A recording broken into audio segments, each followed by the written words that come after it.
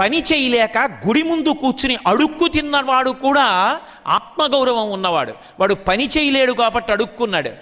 10 మందికి పాఠం చెప్పే గురువు గారిని తక్కువ చేసి డబ్బు సంపాదించుకుంటున్నవాడు, వాడు తిన్న అన్నం వాణ్ణి వాడి కుటుంబాన్ని ప్రశాంతంగా ఉండనివ్వదు.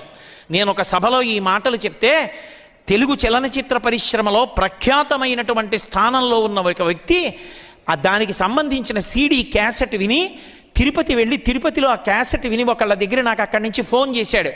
గురువుగారు, మీ ఆర్తి విన్నాను, నేను చేసిన తప్పేమిటో నాకు అర్థమైంది. ఇక నా జీవితంలో ఎప్పుడూ నేను చీప్గా గురువుగారి పాత్ర వెయ్యను.